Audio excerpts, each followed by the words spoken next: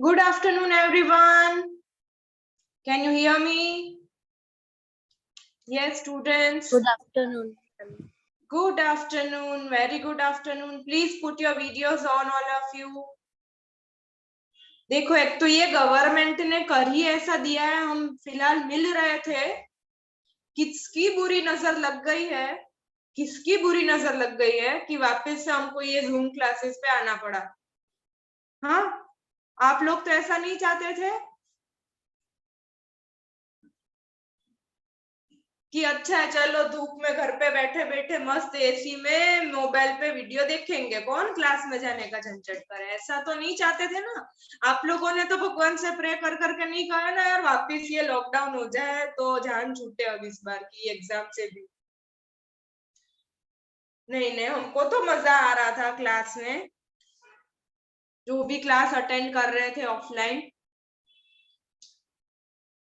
मतलब एटलीस्ट मेरे को तो आ रहा था, आपका पता नहीं, वो चिंकी मिंकी है ना। चलो, so you know what topic we are going to do today? Interim financial reporting.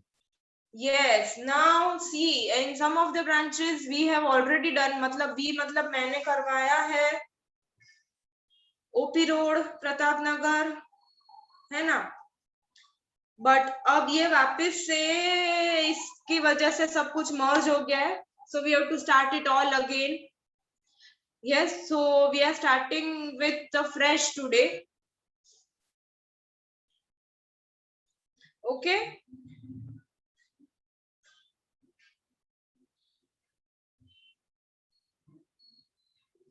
Yes, so interim financial reporting. Can you see this guy? Report જોવે છે પોતાનો, જુએ છે તમને? Yes, वो रिपोर्ट देख रहा है अपनी।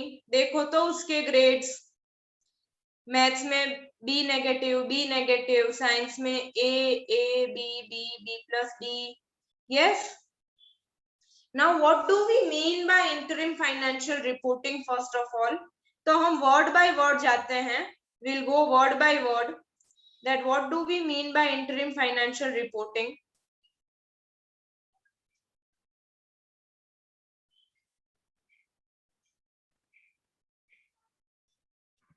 મેમ ઇન્ટરવલ માં થાય એટલે ફિક્સ પીરિયડ માં, જેમ કે ક્વાર્ટરલી થાય એને કહેવાય. yes yes, see now હવે મને તો થોડો ચાન્સ દિયો પહેલા સમજાવવાનો, તમને લોકોને પૂછું છે ને હમણાં હું. મને એવું લાગ્યું કે પૂછો છો એટલે હમણાં જ કહી દીધું. અચ્છા okay. see now we'll go word by word. report એટલે તો હું દેખાડું છું તમને, what is this report? you know what is report card? 12 વર્ષથી અમારા રિપોર્ટ કાર્ડ આવે છે ને, હવે તો અમે ટીવાય માં છે એટલે 14 વર્ષથી 14-15 વર્ષથી અમારે રિપોર્ટ કાર્ડ આવે છે અને દર 6 મહિના અમારી બેન્ડ વાजे છે. कोई ऐसा नहीं, मेरे जैसा ऐसा कोई तो होगा ना जो रिपोर्ट कार्ड का वेट कर रहा हो क्यारे रिजल्ट देसे, એવું કોઈ છે આમાંથી? કોઈ હતું એવું? જેને સારું પરફોર્મન્સ કર્યું હોય, જેનો રેન્ક આવવાનો હોય તો વેટ કરે ને યાર હવે કેદી રિઝલ્ટ આવે, કેદી હું ઘરે દેખાડીશ. એટલે ઠીક છે, ઓકે 10% તો કોઈ હશે મારા જેવા, બાકી આપણે 90% ની વાત કરીએ તો એ બધા આના જેવા હોય. So you know what is report? Now means in short, report shows us the performance. Yes or no? Report shows us the performance of जिसकी भी हम बात कर रहे हैं, जिसका रिजल्ट है उसका परफॉर्मेंस दिखेगा रिपोर्ट पे। सही है? Yes. Now what do we mean by financial reporting? હવે આપણે કે ના રિપોર્ટ માં આપણે શું આવે? માર્ક્સ આવે, मतलब that is our performance. Yes.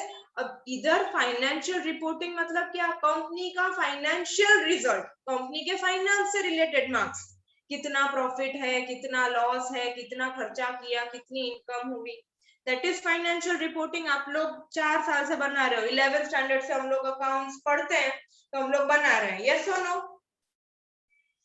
है ना। હવે આખા વર્ષનું તો બનાવતા જ હતા, હવે જ્યારે હજી માથાજી આવી હવે ઇન્ટરિમ બનાવો, હવે ઇન્ટરિમ એટલે શું થાય ચાલુ. See now this person is asking him, ए भिड़ू ये इंटरिम का मतलब क्या होता है साला इंटरिम? ये स्कॉलर है, हाँ मेरे जैसा स्कॉलर है, मतलब आपके भी मतलब रिजल्ट का मैं तो वेट करती थी ना इसलिए बोल रही हूँ। ये स्कॉलर पर्सन बोलता है इंटरिम के तो कितने सारे मीनिंग है भाई, देख तो पढ़ तो सही। Provisional, temporary, interval, mean time, gap, meanwhile. अब इन सब के अगर आप मीनिंग देखो तो ये क्या कह रहे हैं कि टेम्पररी या गैप या फिर मीनवाइल मतलब अब तक का, है ना। इंटरिम मतलब क्या कि अब तक का मेरा रिपोर्ट क्या है। यस, नाउ सी, आपके स्कूल में सीधा एनुअल एग्जाम लेते थे? आपके स्कूल में सीधा एनुअल एग्जाम लेते थे? नहीं। तो पहले तो यूनिट टेस्ट तो હવે નીકળા, આપણા વખતે તો શું હતું આમ ક્વાર્ટરલી एग्जाम्स। ये है तो आप इतने ब्लैक एंड व्हाइट बैकग्राउंड में क्यों बैठे हैं? मैंने रखा ही ऐसा है। अच्छा, આ મારે તમારા લોકો પાસેથી આ શીખવાનું છે હો બધું। और इससे पहले वाले एक लेक्चर में वो लड़का पूरा ऐसा बिजनेस का सेटअप करके बैठा था। मैं कीधु भाई तू क्यांथी भी लेक्चर अटेंड करे छे? मैं आવું રાખ્યું છે। और ये ईशान तो पूरा मेरे को अपसाइड डाउन दिख रहा है। આવું થાય છે, બધું શીખવું પડશે હો। ओके चलो, so coming back to interim financial reporting. So financial reporting हमने देख लिया। फाइनेंशियल रिपोर्टिंग मतलब क्या, कंपनी के फाइनेंस का जो रिपोर्ट कार्ड आता है उसको फाइनेंशियल रिपोर्टिंग कहते हैं। यस, पीएनएल, बैलेंस शीट, आमा बधाईमां एनु परफॉर्मन्स देखाय एने फाइनेंशियल रिपोर्ट कहेवाय। ओके, तो અમે અત્યાર સુધી બનાવતા હતા મેમ, હવે શું છે, હવે ઇન્ટરિમ બનાવવાના છે બેટા। ઇન્ટરિમ એટલે શું? Interim means less than a year. Interim means any period which is less than a year is called interim financial reports। Okay, अगर आप फाइनेंशियल रिपोर्ट 1 साल से कम पीरियड का बना रहे हो, चाहे फिर वो 3 महीने का हो, 6 महीने का हो, 9 मंथ्स का हो, 1 वीक का हो, 1 महीने का हो, 1 साल थी ओछું છે तो એને interim financial report કહેવાય। is that clear to all of you? is that clear? जैसे हमारे Yes, स्कूल में क्वार्टरली एग्जाम्स होती थी, है ना, क्वार्टरली एग्जाम्स होती थी, इस तरह इसमें क्वार्टरली फाइनेंशियल रिपोर्ट्स बनते हैं जिसको हम इंटरिम फाइनेंशियल रिपोर्टिंग कहते हैं।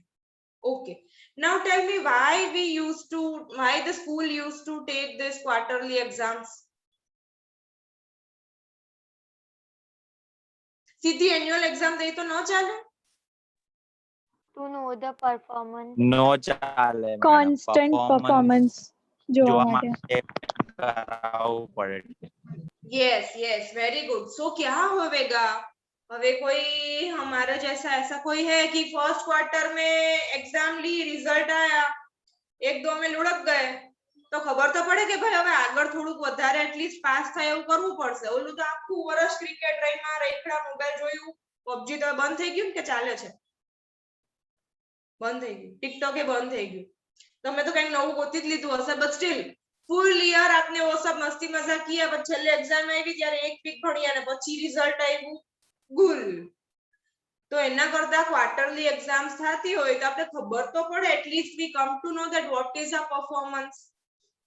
Yes, so that we can improve on our performance if we want to. बाकी तो हाले छे। यस, यस और नो? अब इसी तरह कंपनी भी क्वार्टरली रिपोर्ट्स बनाएगी तो उससे दोनों को फायदे होंगे। दोनों मतलब कौन? एक तो कंपनी को फायदा होगा। कंपनी को क्या फायदा होएगा? That quarterly they will come to know that what is my profit of this quarter, what are the expenses, मेरे को इस कौन से एक्सपेंस ज्यादा हो रहा है तो मेरे को अकॉर्डिंगली कंट्रोल करने चाहिए। यस, या प्रॉफिट मेरा पूरे साल का टारगेट इतना है कि मेरे को 500 लाख प्रॉफिट पूरे साल में कमाना है। यस, तो क्वार्टरली मेरे को 125 तो कमाना पड़ेगा, लेकिन मैं नहीं कमा रही हूँ।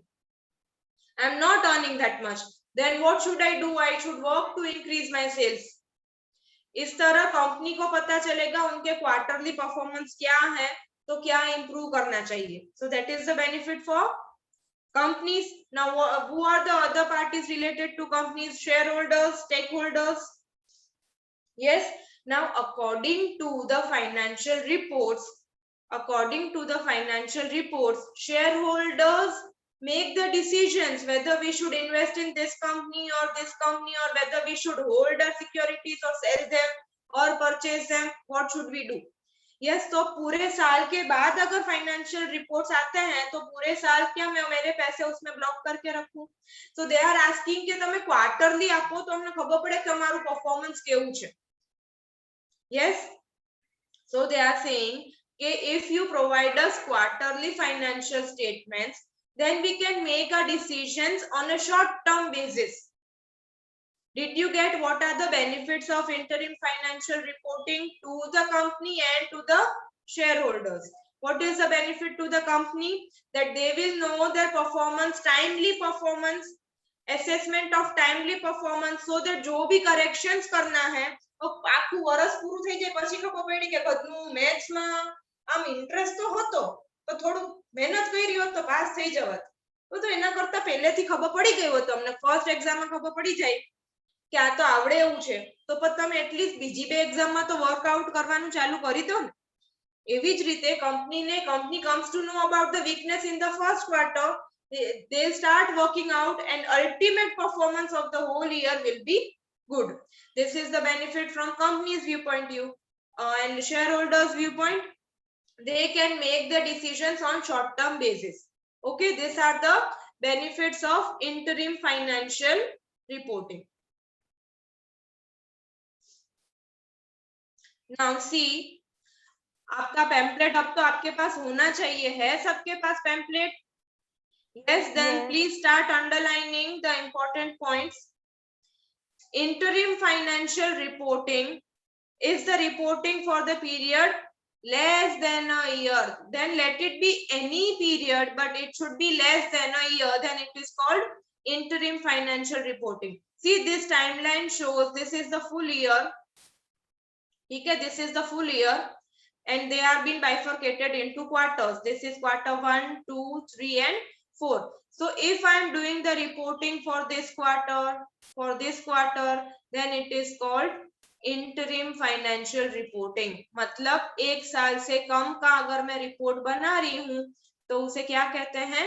interim financial report. Is that clear? Now this is guided under section 25, sorry, standard. Ma'am हाँ हाँ पैम्फलेट जो अवेलेबल नहीं आई है नहीं हमारे. क्या हुआ? पैम्पलेट्स नहीं है? किनके पास नहीं है? पूजा कॉम्प्लेक्स पर नहीं आई. पूरा नहीं आ गई है आ गया है आ वाली नहीं आई. आ गई है आई गई છે आ गई है. ओके. तो मतलब अगर जिसके पास नहीं है तो उन्होंने फिर कलेक्ट नहीं किया होगा शायद ब्रांच से, तो प्लीज डू द नीडफुल. ठीक है, जिसके पास है वो प्लीज अंडरलाइन करना स्टार्ट कर दीजिए, जिनके पास नहीं है वो कलेक्ट कर ले. सिंपल. ओके, तो इतना यहाँ तक क्लियर है. इंटरिम फाइनेंशियल रिपोर्टिंग मींस एक साल से कम का रिपोर्टिंग होता है तो उसको इंटरिम फाइनेंशियल रिपोर्टिंग कहते हैं. This is covered under accounting standard 25. Accounting standard 25. Okay. And now interim financial report means a financial report containing either complete set of financial statement or a set of condensed financial statement. अब इसका क्या meaning है? Complete set and a set of condensed financial statement. Now what does this mean? See, accounting standard 25 says कि अब quarterly आपको बनाना है, quarterly report बनाने हैं. यस, तो आप कंप्लीट मतलब पूरा आप सब डिटेल्स दिखा के भी बना सकते हैं और जो इम्पोर्टेंट डिटेल्स है वो दिखाकर भी बना सकते हैं. They are giving you the option. Nothing is compulsory. Are you getting my point? Either a complete set मतलब हर माइन्यूट चीजें जो हमको एनुअल रिपोर्टिंग में दिखानी पड़ती है वो आप इसमें सब दिखाइए, उसको complete set of financial statement कहते हैं. एंड कंडेंस्ड मीन्स सिर्फ जो इंपॉर्टेंट पॉइंट्स है मैं वही दिखा रही, ठीक है? Yes, see now this is just for your reference, ये न्यूज़पेपर में आया था। This is the interim financial report of Wipro. Can you see it? Guys, can you see it? See. अरे आप लोगों के पावर्स आपके पास ही है ना म्यूट अनम्यूट करने के। For the quarter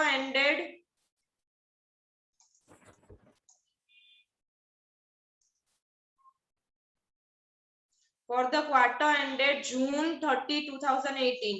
Can you see? Nod your head if you can see. We will have to again do this sign languages, I think. Okay, then quarter ended 31st March. So what is this? These are interim financial reports of Wipro. जो क्या Wipro लखेलू હતું ક્યાં ગયું આ રહ્યું જો Wipro Limited under IFRS. Now what is IFRS? Interim financial reporting statements. Did you get that? Every company who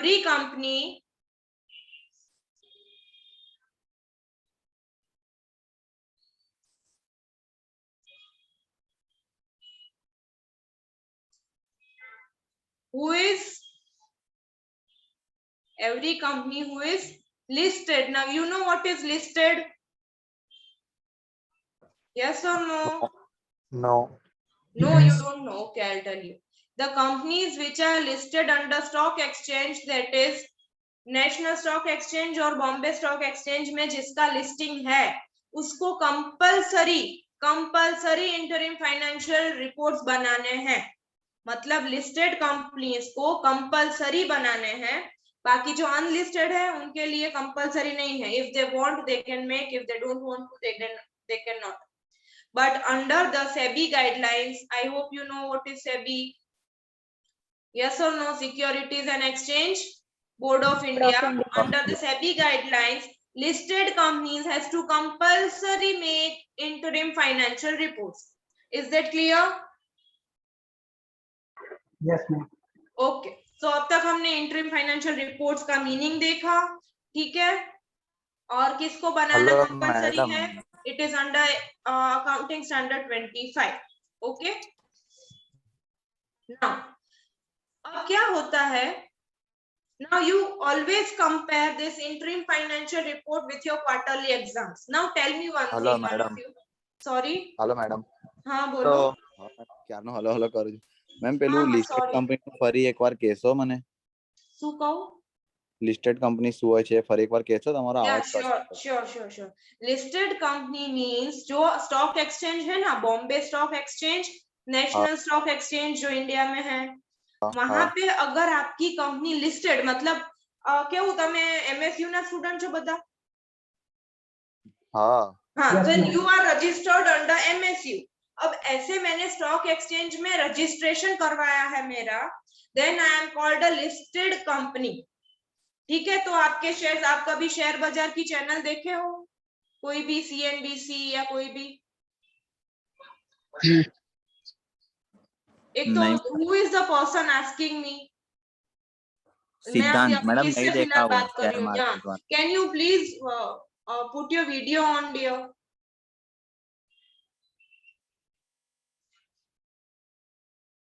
Yes, Siddhant, you are the person asking me. अभी आपका ऑडियो बंद हो गया बेटा। सॉरी No हो गया। problem. हाँ, okay.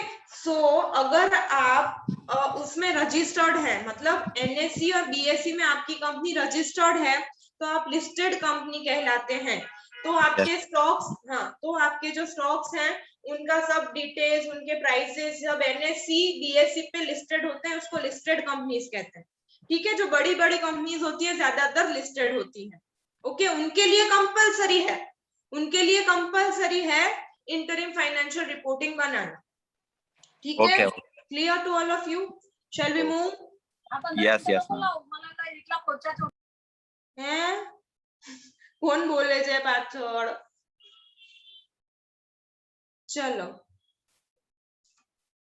Next, Now I was telling you that you always compare this interim financial report with your quarterly exams. अब मेरे को एक बात बताओ, जब क्वार्टरली एग्जाम लेते थे तो क्या इंटरनल मार्क्स उसमें ऐड करते थे?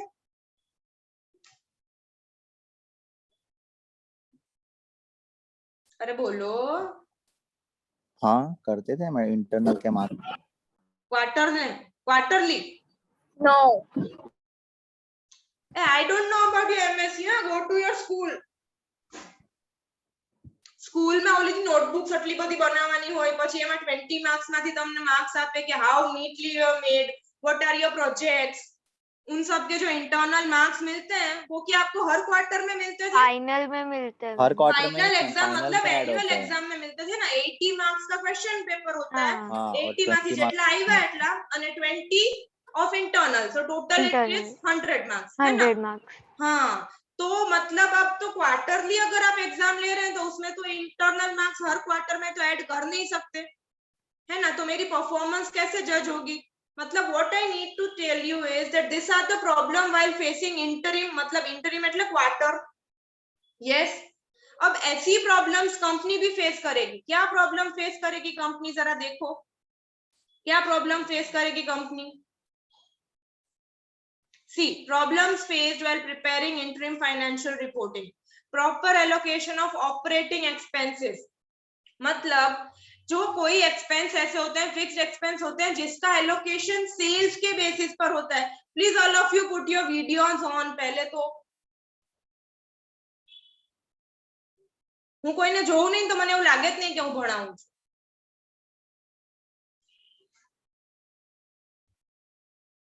हाँ ओके, अब ठीक है, चलो। यस, तो आप पहले मेरे को बताओ, चलो मैं तो फिर बाद में बताऊंगी। आप पहले आप मेरे को बताओ कि हम इंटरिम फाइनेंशियल रिपोर्ट्स बनाएंगे तो प्रॉब्लम क्या क्या हो सकती है। मगजना घोड़ा दौड़ाओ।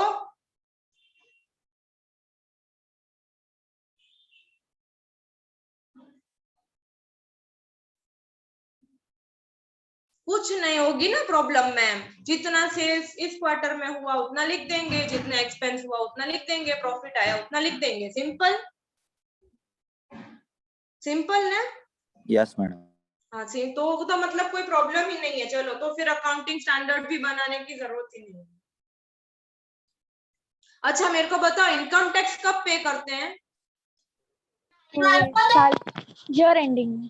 ईयर एंडिंग, तो फिर क्वार्टर में इनकम टैक्स कैसे लिखूं, कितना लिखूं? नहीं, वो तो फिर पूरे ईयर का एंड होगा तभी उसका कैलकुलेशन तब होगा। भी मैं मीन्स इनकम टैक्स तो मैं पूरे साल का मेरा जो नेट टैक्सेबल प्रॉफिट होगा उसके ऊपर मेरा टैक्स कैलकुलेशन तो होता है। एंड टैक्स इज या एक्सपेंस, है ना? तो लिखना तो पड़ेगा। तो क्वार्टर में तो मेरे को पता ही नहीं है, फर्स्ट क्वार्टर में मेरे को कैसे पता चलेगा कि पूरे साल का प्रॉफिट कितना होगा? नहीं लिखने का। नहीं लिखने का तो, नहीं तो फिर लिखने ट्रू एंड फेयर व्यू नहीं होगा बेटा। दो टाइप से होंगे ना इंटरिम ऑडिट। तो मतलब प्रॉब्लम છે એટલું એગ્રી કે પ્રॉब्लम તો થાશે કંઈક કંઈક। જેમ કેમ તમે ક્વાર્ટર એક્ઝામમાં તમારા ઇન્ટરનલ માર્ક્સ કેલ્ક્યુલેટ ન કરી શકો એવી રીતે આમાં બી આપણે ઇન્કમ ટેક્સ કેલ્ક્યુલેટ ન કરી શકીએ। यस, फिर बोनस है, ग्रेचुइटी है, ये सब आपको कब मिलता है? आपको मतलब एम्प्लॉइज को कब मिलता है? हर महीने मिलता है, हर क्वार्टर मिलता है? नहीं, એવું પપ્પાને દર મહિને બોનસ મળતું હોત તો કેવું સારું હોત નહીં? દર મહિને પપ્પા કંઈક કંઈક પાર્ટી આપત આપું, બટ એવું નહીં થાતું। We get bonus at the end of the year, once in a year you get bonus. फिर जो ग्रेचुइटी का पेमेंट होता है, पेंशन का पेमेंट, ये सब आपको eight the end of the year पता चलता है ये सब चीजें। तो हम क्वार्टर में मैं कैलकुलेट कैसे करूं? Next problem. Yes, then suppose depreciation is the operating expense, how should I allocate? Suppose my total depreciation is 4 lakhs, तो what should I do? कौन से क्वार्टर में मेरे को करना चाहिए उसको एलोकेट? हर क्वार्टर में इक्वली कर देना चाहिए, 1 lakh 1 lakh 1 lakh 1 lakh?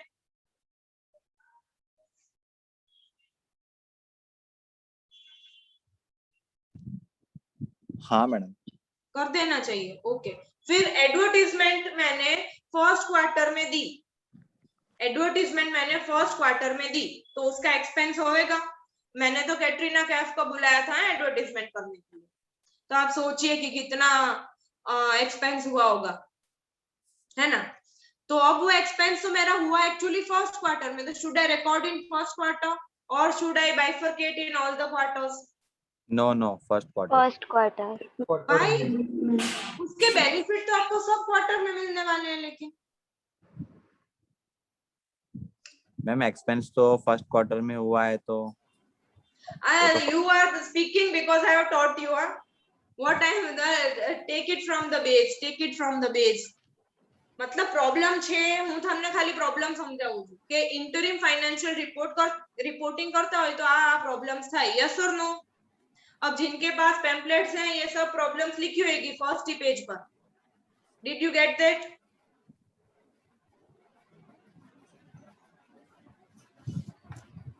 Students, did you get that?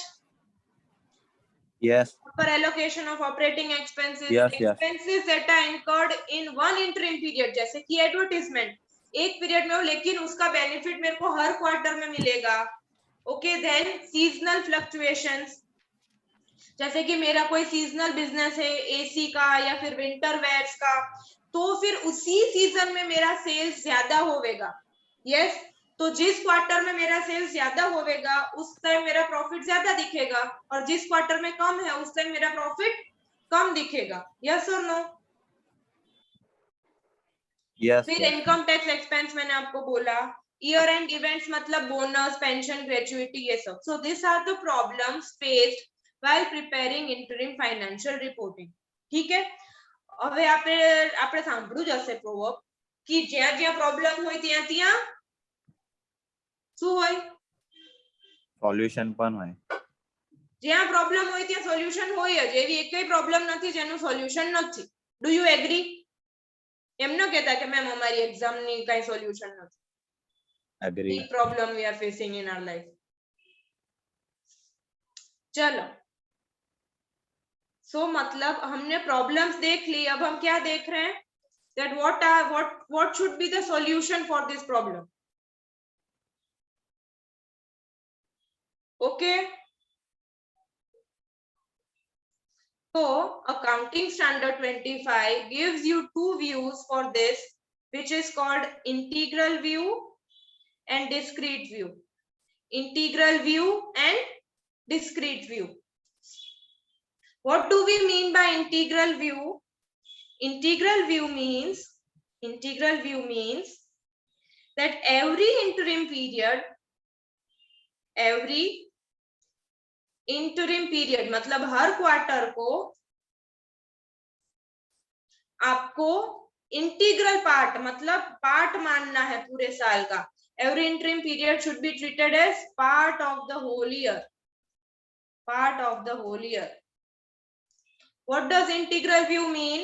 That every quarter should be treated as part of the whole year. અમે એક ડાળના પંખી, બધા આપણે એક જ છીએ, સમજાયું? ज्यादातर बॉयज में ऐसा होता है, मैंने ऐसा नोटिस किया है कि मतलब जो ऐसे पीजी में या हॉस्टल में रहते हैं ना, they have common clothes, you know. आ काले आनो शर्ट पहर ली, ओलो काले ओनो शर्ट पहरी ली, कोई खबर ज न पड़े कोनो कोनो शर्ट। समझाई जाऊं શું કહું છું? We all are one, everything is ours. This is called integral view. जी છે એ બધું આપણું જ છે, કાંઈ અલગ અલગ નહીં।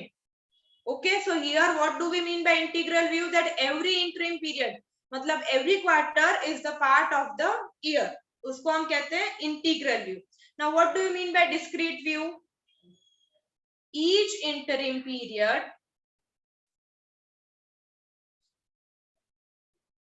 should be treated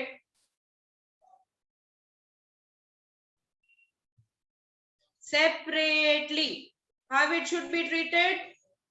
Separately. मतलब इस क्वार्टर का एक्सपेंस है तो इसी क्वार्टर में लिखो भाई, मैं उन्हें नहीं दूं, मारो शॉर्ट છે હું જ પહેરીશ, હું શું કામ એને દઉં? गर्ल्स में ऐसा होता है, होता है कि नहीं? मैडम बॉयज में भी होता मीन्स હવે હું તો મારું કહું, મને બીજા કોઈની નહીં ખબર. गर्ल्स तो मतलब किसी ने अगर गलती से तारीफ भी कर दी, वो भी नहीं बताएगी कि कौन सी बुटीक से खरीदा है, फिर वो मेरे जैसा लेकर आ जाएगी. तो no one should be wearing what I am wearing. Girls are laughing, that means I am telling the truth. Yes or no? That's me discreet view sometimes. is like girls. મારું જ રાખવાનું, હું કોઈને આપીશ નહીં. સેપરેટલી મારું બધું separate. હું તમારી બેનને બી નો આપું ભાઈ. I don't share my clothes with anyone. तो डिस्क्रीट किसके जैसा है? गर्ल्स के जैसा. मेरा है तो मैं ही रखूंगी, मतलब इस क्वार्टर का है तो इसी क्वार्टर में लिखो. इंटीग्रल मतलब અમે એક ડાળના પંખી. all quarters are પંખી. તમે બધા ગુજરાતી સમજો ની? यस और नो? ज्यादातर लोग तो गुजराती समझते होंगे मेरे ख्याल से. हाँ, तो इंटीग्रल मतलब all quarters are to be treated as the part of the year. मतलब इसमें आप बाइफरकेट कर सकते हो. जैसे कि एडवर्टाइजमेंट एक्सपेंस है 4 लाख, तो आप 1 लाख 1 लाख 1 लाख करके बाइफरकेट करके दिखा सकते हो. लेकिन डिस्क्रीट व्यू क्या कहता है कि फर्स्ट क्वार्टर में 4 लाख का एक्सपेंस हुआ तो फर्स्ट क्वार्टर में ही दिखाने का. समझ में आया? Again I am repeating. Integral view क्या कहता है कि एक्सपेंस जो भी क्वार्टर में हुआ हो, आप उसको सब क्वार्टर में डिस्ट्रीब्यूट कर सकते हो, बाइफरकेट कर सकते हो, प्रोपोर्शनेट कर सकते हो. लेकिन डिस्क्रीट व्यू क्या कहता है? जिस क्वार्टर में एक्सपेंस या इनकम हुई उसी क्वार्टर में लिखने का. समझ में आ गया? Everyone, did you get that? Integral मतलब बाइफरकेट कर सकते हो, internal part of the year. Discrete मतलब सेपरेट, मतलब मारू છે હું મારા જ ક્વાર્ટરમાં લખીશ. હું શું કામ તને દઉં? વળી તારો પ્રોફિટ વધારે દેખાવા માંડે હું તને મારું ઇન્કમ આપું. સમજાયું? Did you get that? Are the two views clear to you? Now these are the two views given by accounting standard 25. હવે આપણે કઈ ફોલો કરવાની? આપણે બે ફોલો કરવાની છે actually. But for all general points, general matlab all income expenses, we are going to follow discrete. Okay, for baki ye sab expense, all incomes, expenses, all the general items we are going to follow discrete view. क्या हो गया?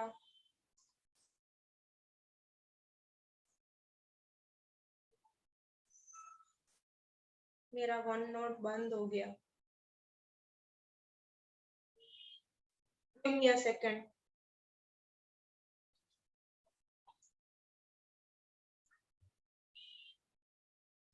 And for income tax purpose, we are going to follow integral view. जिसके पास pamphlet है please अपना pamphlet खोलो.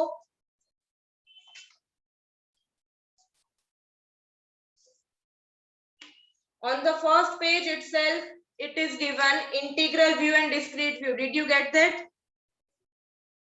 और फिर second page पे आपको उन दोनों के मीनिंग समझाए. इंटीग्रल व्यू मतलब each interim period as an integral part of the annual period. Did you get all of you? Yes or no? Yes madam. मैं दिख रही हूँ आपको? Yes madam. हाँ, ओके. लेकिन मेरे को आपके पैम्पलेट्स, पेंसिल, पेन कुछ नहीं दिख रहा आपके हाथ में. Yes, all of you, please start underlining now. In integral, underline viewing each interim period as an integral part.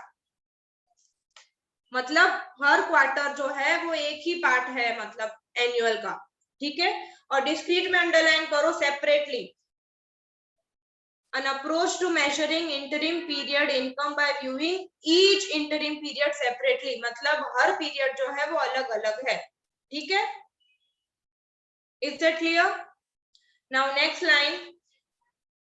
Income and expenses should be recognized or measured on year-to-date basis. Income and expenses should be recognized on year-to-date basis. Now what do we mean by year-to-date basis?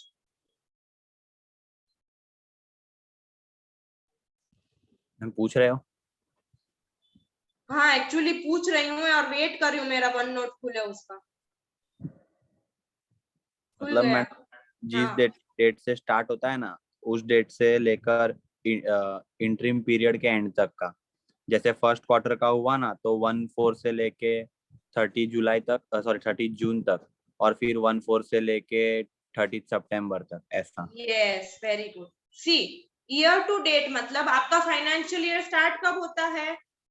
1 April. Yes okay. Now this is my first quarter, second quarter, third quarter. First quarter ends on 30th June. So year to date मतलब from the starting of the year to date मतलब आज first quarter का बना रहे, तो from 1st April to 30th June आपको report देना है, interim report. Okay second quarter ends on 30th सितंबर। तो अब आपको 2 क्वार्टर्स के रिपोर्ट देने हैं। फर्स्ट क्वार्टर का तो जो बनाया था वो देना ही है, सेकेंड क्वार्टर का भी देना है। समझ में आया? सेकेंड क्वार्टर का मतलब सिर्फ सेकेंड क्वार्टर का दोगे तो नहीं चलेगा। ईयर टू डेट मतलब जहां से ईयर स्टार्ट हो रहा है वहां से टू डेट मतलब आज तक का। समझ में आया सबको? ईयर टू डेट का मीनिंग अगर थर्ड क्वार्टर तो 31st दिसंबर, तो तीनों क्वार्टर्स के देने पड़ेंगे, first second and third. This is called year to date. इससे क्या होएगा? that shareholders will be able to compare. Suppose advertisement expense 4 lakhs का हमने फर्स्ट क्वार्टर में लिखा था, then shareholders will be able to compare कि इसके बेनिफिट्स हमको सब क्वार्टर्स में मिल रहे हैं। ठीक है, सपोज सीजनल बिजनेस है से एसी का, तो उनका बिजनेस ज्यादा अप्रैल में जून में मतलब फर्स्ट क्वार्टर में होएगा, तो प्रॉफिट इधर ज्यादा होएगा। यस और नो? है ना? तो मेरा प्रॉफिट इधर ज्यादा है और इधर कम है दोनों क्वार्टर में। देन शेयर होल्डर्स को मैं तीनों क्वार्टर्स के रिपोर्ट दूंगी, तो they will be able to compare कि हाँ सीजनल बिजनेस है इसलिए इनका ज्यादा प्रॉफिट इधर हो रहा है। समझ में आया आपको कि ईयर टू डेट देने का मीनिंग क्या है या पर्पस क्या है? Okay clear all of you? चलो moving forward. So we saw that there are two views, integral and discrete. हमको बाकी सब income and expenses discrete view से करने हैं, और सिर्फ इनकम टैक्स हमको कौन से व्यू से करना है? Integral view. सिर्फ इनकम टैक्स हमको इंटीग्रल व्यू से करना है। Did you get that? Yes. ऐसा लग रहा है कि मैं सिर्फ एक ही बंदे को पढ़ा है। यस सिर्फ आपको इनकम टैक्स ही इंटीग्रल व्यू से करना है, बाकी सब कुछ जनरल व्यू से। ओके और डिस्क्रीट व्यू से। जनरल आइटम्स मतलब income and expenses we are going to do with discrete view. Is it clear? Yes. चलो now coming to the next point which is written. आपके pamphlet में एक example दिया होगा x limited वाला, वो ईयर टू डेट का meaning समझा रहा है, वो मैंने आपको समझा दिया। उसके बाद का जो पैराग्राफ है, as per standard the income tax expense is recognized in each interim period. Did you get that line all of you? Yes. हाँ, as per the standard the income tax expenses is recognized in each interim period on the basis of weighted average annual effective income tax rate. ओ बाप रे કેટલો મોટો word છે, बोलता बोलता श्वास चढ़ी जाए છે। weighted average annual effective income tax rate। अब इसका मीनिंग क्या है कि हमको weighted, you know what is the meaning of weighted average? Weighted average मतलब हमको एवरेज निकालना है चारों क्वार्टर का। હું શીખવાડીશ તમને, घबराशो नहीं, जरा भी नहीं। I'll teach you। हाँ, तो चारों क्वार्टर का हमको वेटेड एवरेज टैक्स रेट निकालना है, और वो जो वेटेड एवरेज टैक्स रेट आएगा उसके हिसाब से हमको टैक्स एक्सपेंस रिकॉग्नाइज करने हैं इंटरिम फाइनेंशियल रिपोर्ट्स में। ठीक है, ये सिर्फ इनकम टैक्स की बात है। So now we'll see one question related to income tax so that it gets clear here only. So all of you please open your books. Books मतलब notebooks, pen, calculator quickly within 2 minutes.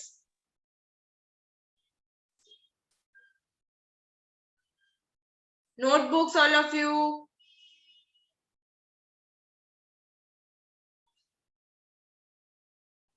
Penal, I can just see the roof of your house. बेटा आप तो दिख ही नहीं रहे हो।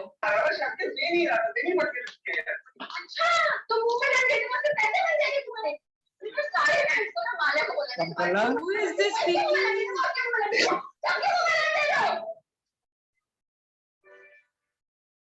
सब तो म्यूट दिख रहे हैं, तो ये आवाज कहाँ से आ रही थी? यस ऑल ऑफ यू, मेरे को क्या नाम बोलने पड़ेंगे? संजना, पीएनजी, भूमि, सृष्टि, अनेरी, ओपी रोड, माधवी नायक, हर्ष तो ठीक है चलो, ध्रुव शर्मा, रिया, पराग गोहिल। प्लीज अपने वीडियोस ऑन रखें बेटा। मेरे को लगता है आपके नाम याद करने के लिए ना ये जूम मीटिंग कंडक्ट करवाई है गवर्नमेंट ने। बोले मैम क्लास में तो नाम याद नहीं रख सकते, तो इधर सबके नाम लिखे होंगे ना इधर, तो इस तरह मैम को याद रह जाएंगे। तो कैमरा बिगड़ गया है, क्या करें? ओके चलो, नाउ क्वेश्चन। बुक्स खोली सबने, नोटबुक्स? यस। चलो, we are going to do question number 18A। 18A।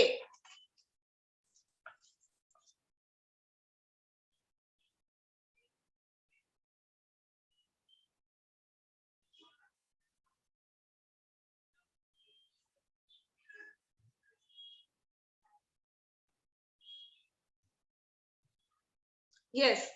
See, sorry, 18A तो थियरी है। What are the minimum components of interim financial reports? वो मैं आपको इस क्वेश्चन के बाद डिस्कस करूंगी। 18B प्रैक्टिकल जो क्वेश्चन है वो आज हम करने वाले हैं। 18B। ईशान कॉन्सेंट्रेट हियर बेटा। क्या पता नहीं क्या मस्ती मजाक घर पे चलता रहता। अब अभी वो तारक मेहता देखते हो आप लोग? देखते हो कोई? यही प्रॉब्लम्स फेस कर रहे हैं, वो बता रहे हैं कि टीचर्स को क्या प्रॉब्लम्स होती है ऑनलाइन में। चलो 18B, all of you concentrate now. While Limited presents interim financial report quarterly on rupees 2 crores pre-tax profit in the first quarter.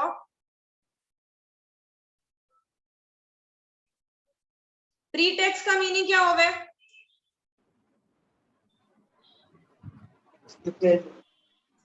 हाँ बिफोर टैक्सेस। हाँ, तो मतलब टैक्स भरने किसका से meaning है? पहले, टैक्स भरने से पहले मेरा प्रॉफिट क्या है? 2 करोड़ फर्स्ट क्वार्टर का, ठीक है, ending 30th June. But expect to incur losses of 1 crore 60 lakhs and 40 lakhs in second, third and fourth quarter। मतलब फर्स्ट क्वार्टर में प्रॉफिट होगा कितना? 2 करोड़ का। लेकिन दूसरे बाकी जो क्वार्टर्स हैं, quarter 2, quarter 3 and quarter 4, my company is incurring loss. Bracket मतलब नेगेटिव। हाँ,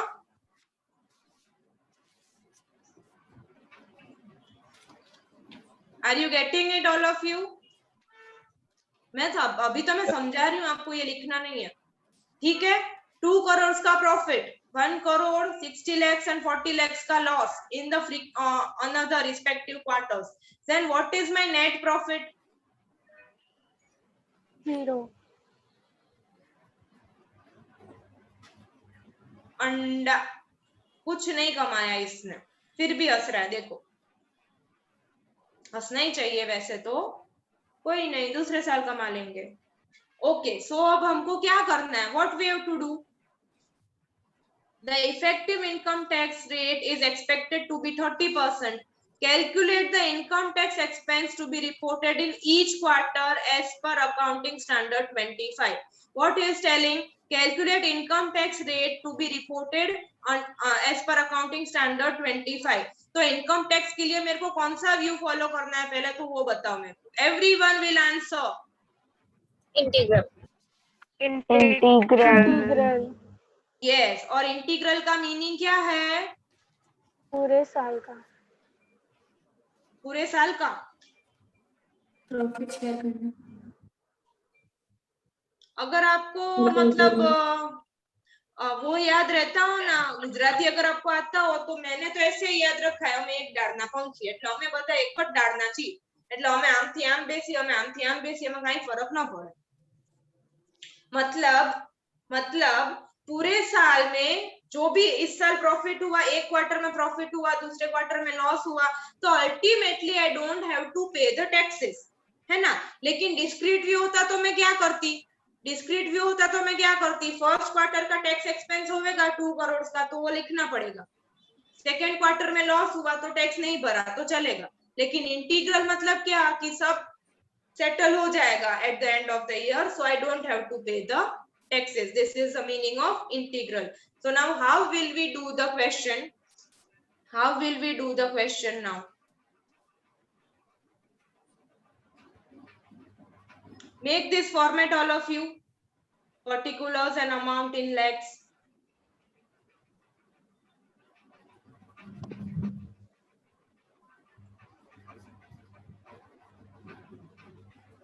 ठीक है, बना लो जब सब लोग जल्दी से.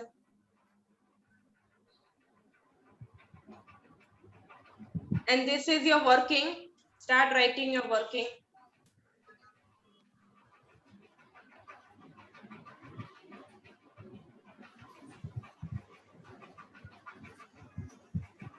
ये रेलगाड़ी किसके घर से जा रही है?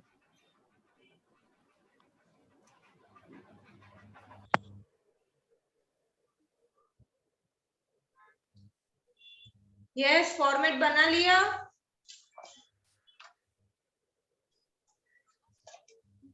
हेलो स्टूडेंट्स, हो गया?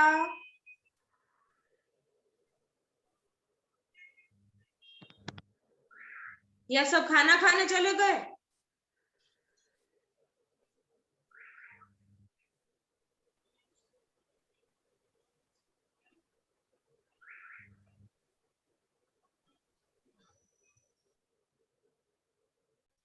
डन? Yes. हाँ, हमको तो सिर्फ 4 लाइन ही बनानी है यार, पूरा फाइनेंशियल स्टेटमेंट नहीं बनाना. Yes. Okay, then I am sharing it. Please write the workings. Working लिख लो ये कि क्वार्टर 1 का प्रॉफिट 2 करोड़ है, क्वार्टर 2 का 1 करोड़ है. Wait wait wait wait wait wait wait wait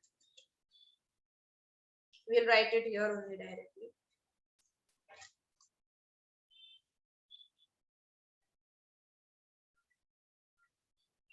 This is amount in lakhs, so 200 crores into 30% will be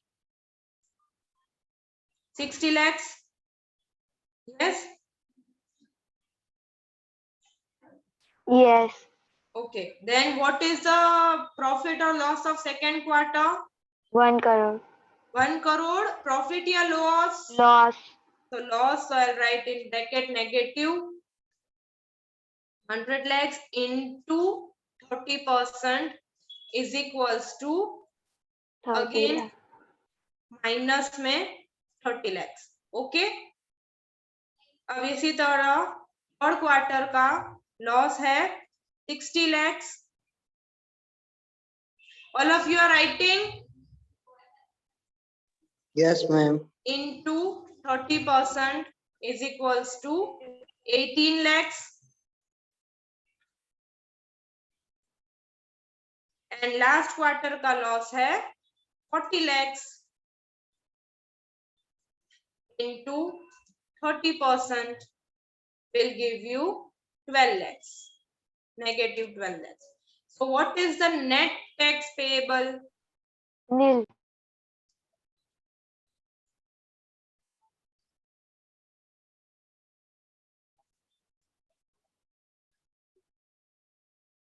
Nil or 0. Yes. So this is what we are going to do for interim financial reporting tax purpose. Easy?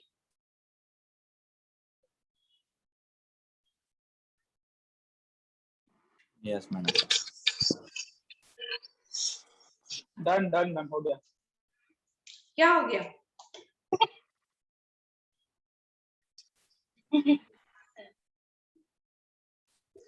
अब मैं आपसे नहीं पूछूंगी कि कितना time हुआ, फिर आप लोग बोलेंगे मैम 10 मिनट।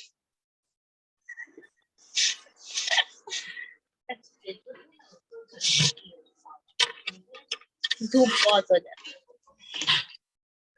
अरे घर पे बैठे बैठे किसको धूप लग रही है?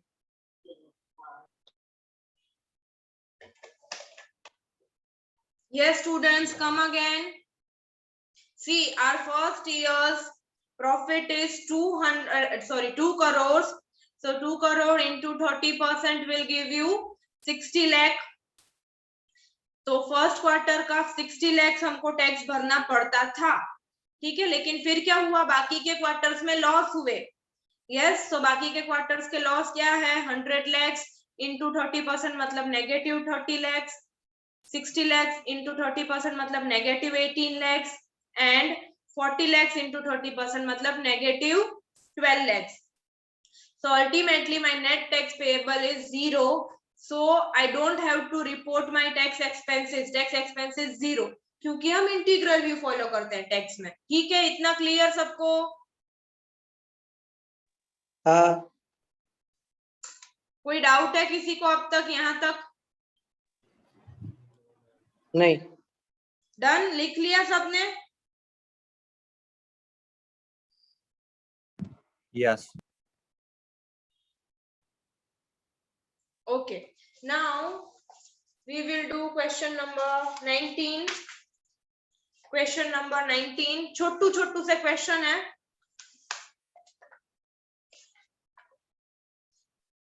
टैक्स से रिलेटेड क्वेश्चंस आज हम कंप्लीट कर लेंगे। तो कल हम जो इनकम्स एंड एक्सपेंसेस के लिए हमको डिस्क्रीट व्यू फॉलो करना है वो हम कल से स्टार्ट करेंगे। समझ में आया? आज ये integral view related to tax we will complete so that tomorrow we can start with the discrete view sums. Question number 19 मिला सबको?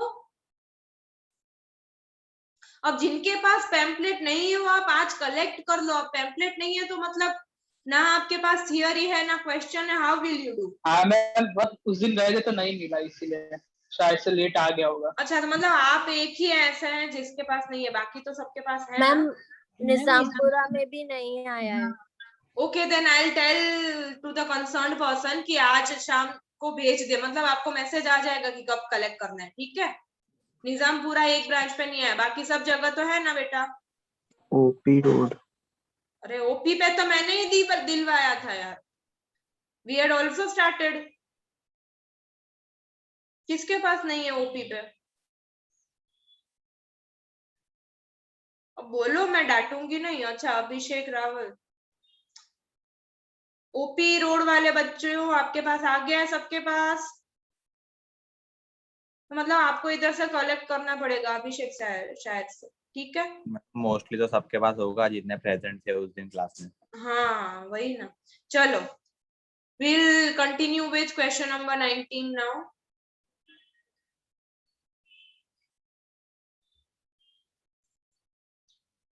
ABC Limited presents interim financial reports quarterly.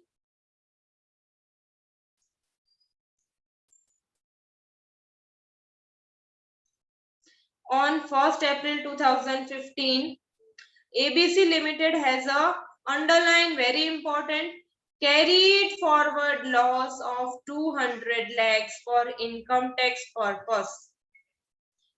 मैं समझा रही हूँ, पहले पूरा क्वेश्चन रीड करने के बाद मैं समझाती हूँ आप लोगों को। ठीक है, फॉर विच डिफर्ड टैक्स, हाँ सॉरी 2000 लाख है मैम। हाँ sorry, rupees 2000 lakhs for income tax purpose for which deferred tax expense has not been, assets has not been recognized. The ABC Limited earns rupees 2500 lakhs in each quarter,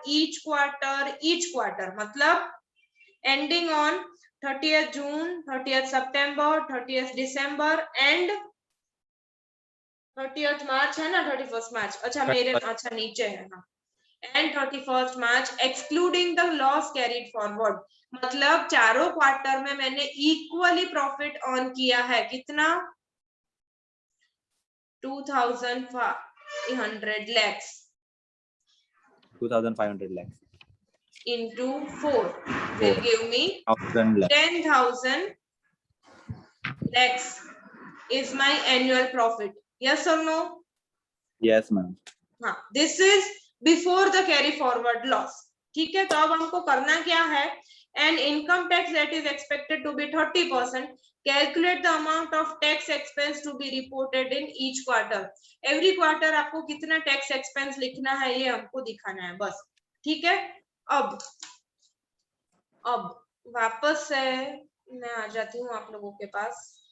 अब मेरे को बताओ, आप लोगों को पता है कि कैरिड फॉरवर्ड लॉस का मीनिंग क्या होता है? सी, जिन्होंने मेरा क्लास अटेंड किया है, मैंने क्लास में समझाया था ओपीएन प्रतापनगर पे शायद हाँ कर लिए थे ये क्वेश्चन हम प्रतापनगर पे भी, मतलब इस टाइप का क्वेश्चन है ना.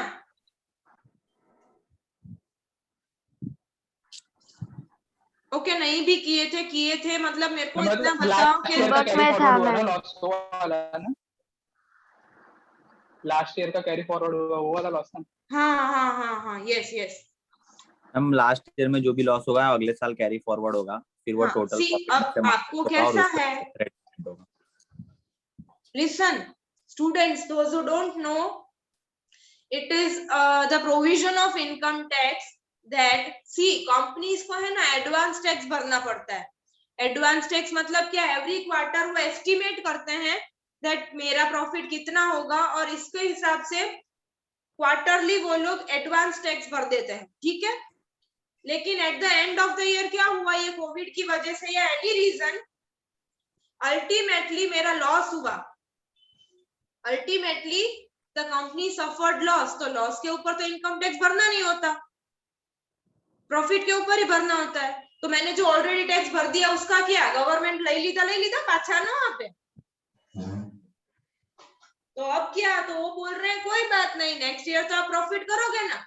नेक्स्ट ईयर जब आपका प्रॉफिट हो तब ये लॉस को आप सेट ऑफ कर सकते हैं. समझ में आया? तो इस साल मैंने क्या किया? मेरा लॉस कैरी फॉरवर्ड किया. समझ में आया आपको? Did you get the meaning of carry forward loss all of you? Yes madam. ठीक है. हाँ, तो अब हमारे क्वेश्चन में ऐसा है कि लास्ट ईयर का कैरी फॉरवर्ड लॉस है हमारे पास कितना? 2000 lakhs. पहले तो मेरे को ये बताओ कैरी फॉरवर्ड चीज सबको क्लियर है? तो मैं क्वेश्चन की तरफ वापस से मुड़ूं. ओके, चलो, जिसके फेसेस मेरे को दिख रहे हैं उन लोगों को क्लियर है ऐसा मेरे को पता चल रहा है. Okay, now moving towards the question again.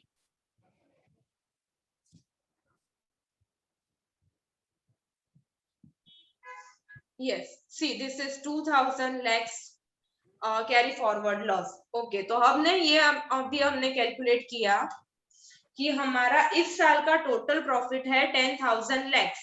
ठीक है? यस. ओके, तो अब ये है मेरा कैरीड फॉरवर्ड लॉस. कितना? 2000 lakhs जो माइनस होगा. तो अब मेरा नेट टैक्सेबल इनकम क्या है बेटा? नेट टैक्सेबल इनकम क्या हुई मेरी? 8000 lakhs.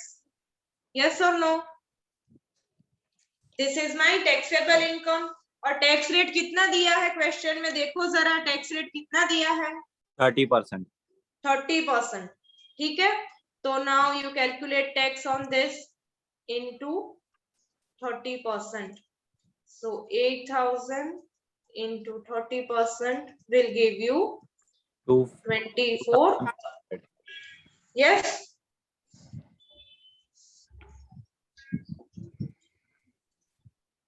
तो हमको टैक्स कितना भरना है इस साल? 400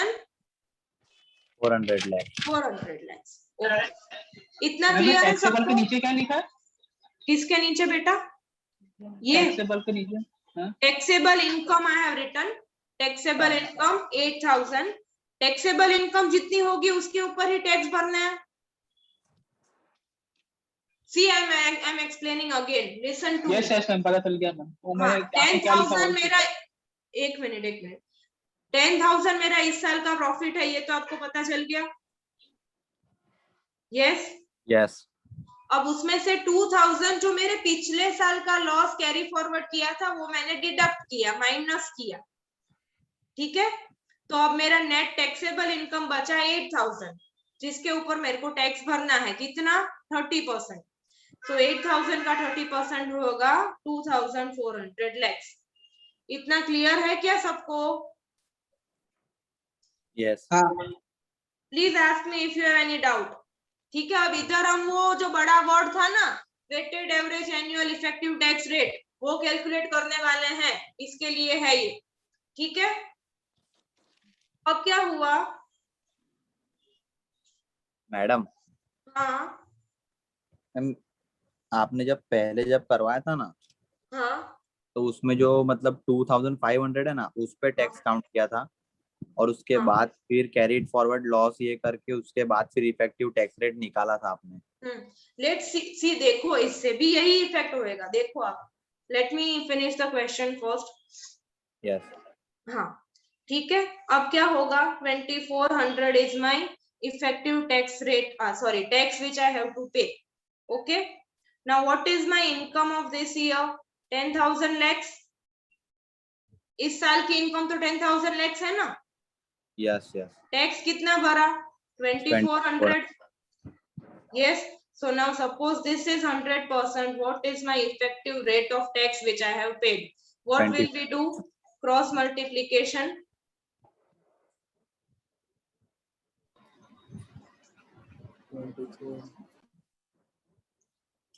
24% में।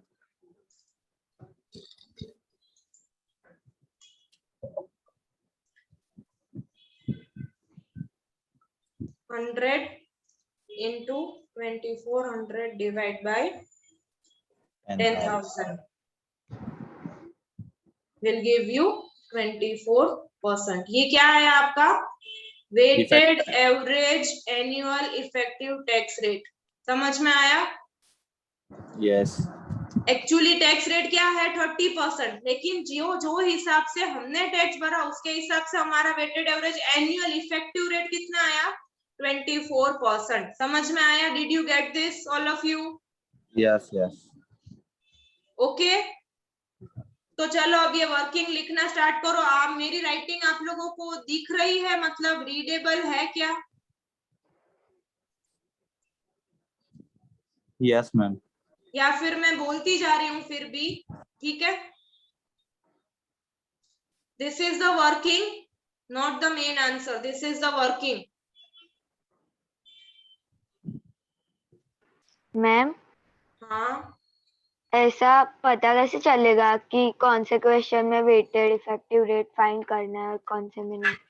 देखो बेटा, मतलब उसमें भी हमने किया ही था। उसमें हमने क्या किया था कि कुछ कैरी फॉरवर्ड लॉस कुछ नहीं था, तो उसमें तो सिर्फ 30% ही था टैक्स रेट हाँ इन द प्रीवियस क्वेश्चन। अब इसमें लॉस है, तो मतलब आप कितना टैक्स भर रहे हो उसके हिसाब से आपको पता चल जाएगा कि आपको किसमें weighted average annual rate find करना पड़ेगा। मतलब अगर कैरी फॉरवर्ड लॉस होते हाँ होगा तो वेटेड आपको ये प्रोसेस करनी है। बाकी सिर्फ ऐसा दिया है कि इतना प्रॉफिट इतना लॉस, तो उसके ऊपर हमको जो भी इनकम टैक्स का रेट दिया है उसके हिसाब से कैलकुलेशन कर देना है। Okay, thank you. ओके चलो, see I have made the this also. आप इधर भी लिख सकते हैं मैम। हाँ मैम अभी इनका दूसरा क्लास है तो फैकल्टी उधर वेट कर रही है। हाँ हाँ हाँ हाँ okay, I am sorry for that. Students, ये वर्किंग हमने इतना कर लिया है, कोई बात नहीं, मैं नेक्स्ट लेक्चर में आपको वापस से लिखवा दूंगी, ठीक है ना। अभी 1:30 हो गया आपका दूसरा lecture, I was not aware of that. Okay, so अभी हम कल ये जो वर्किंग है वहां से वापस शुरू करेंगे। ओके ओके चलो, bye all of you. Bye ma'am. Bye ma'am.